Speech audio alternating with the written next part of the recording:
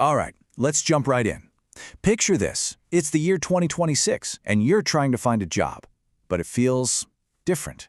It's more complicated, almost like you're trying to solve a puzzle that was designed by a machine, not a person.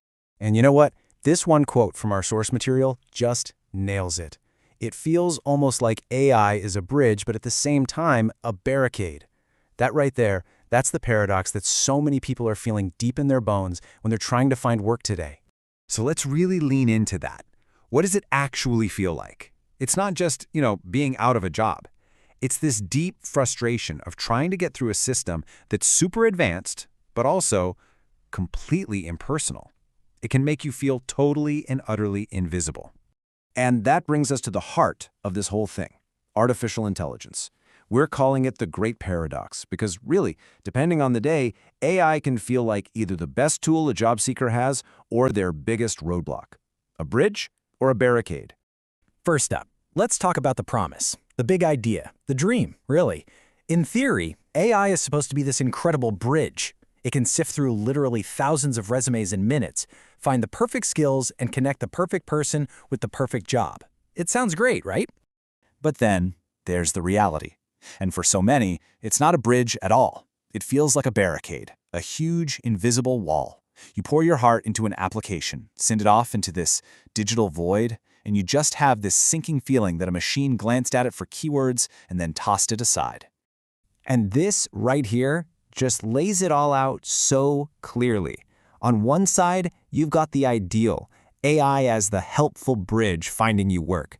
And on the other, the frustrating reality, AI as the barricade that makes you feel like you can't even get in front of a real human being. It's the same exact technology, but it creates two completely different worlds. Which of course brings us to our next big idea, the human versus the algorithm. Because this isn't just a tech issue. There's a real human cost when you automate something as personal as finding your livelihood. So the big question is, why does it feel so impossible just to get seen? And listen to this quote, because it gets right to the heart of it. That phrase, present our candidate to HR. That's what we all want, right? For someone to see us, to champion us, to tell our story to another person. But that algorithm often just slams the door before that can ever happen.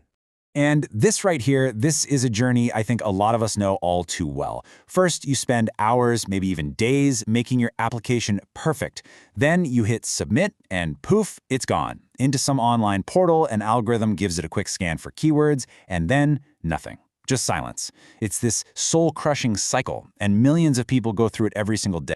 But look, this is bigger than just one person's frustrating job hunt. We have to zoom out here and look at the whole landscape. Because this experience, it brings up some really urgent questions about what the future of work even looks like for young people and for all the generations coming up after them. Because, let's be real, at the end of the day, this is about more than a job title. It's about the absolute basics. A job is how we pay the rent, how we buy groceries. It's the foundation for what our source here calls a good, decent life. The stakes, they really couldn't be any higher. And so, that leaves us wrestling with this final massive question. In a world with all these problems, with technology that can be both a helping hand and a brick wall, how do we make sure everyone gets a fair shot at a decent life? Because solving that, well, that's not a technical problem you can code an algorithm for. That's a human one. And that's the question we all need to be asking.